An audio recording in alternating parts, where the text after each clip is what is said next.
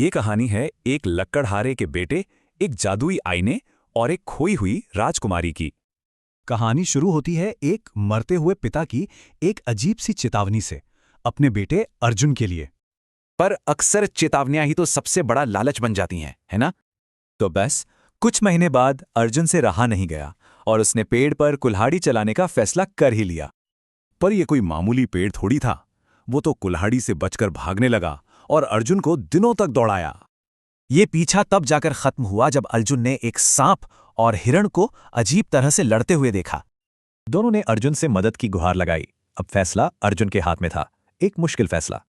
अर्जुन ने सांप की मदद की और सांप ने खुश होकर उसे एक बड़े खजाने का रास्ता दिखाने का वादा किया। सांप ने अर्जुन को कुछ खास निर्देश दिए ताकि वो उसकी शक्तिशाली मां से अपना इनाम ले सके।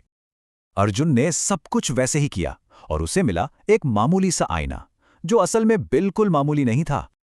और बस इस नई ताकत के साथ अर्जुन की दुनिया हमेशा के लिए बदलने वाली थी।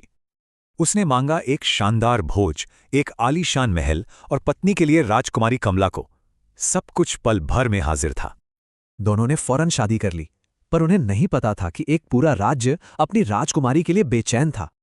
तभी मालिनी नाम की एक चालाक बुढ़िया ने राजा को कमला को ढूंढने की एक तरकीब बताई।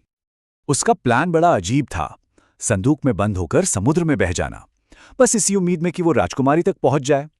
और ये प्लान काम कर गया। उसने एक झूठी कहानी सुनाई और दयालु कमला ने उसे महल में रहने दिया। धीरे धीरे मालिनी ने कमला को भड़काया और इस जादुई जिंदगी का राज उगलवाने के लिए तैयार कर लिया।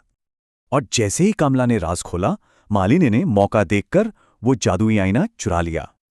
आईना हाथ लगते ही उसकी पहली ख्वाहिश थी खुद को और राजकुमारी को वापस राजा के महल पहुंचाना। और इसकी दूसरी इच्छा, अर्जुन के जादुई महल को बस राख के ढेर में बदल देना।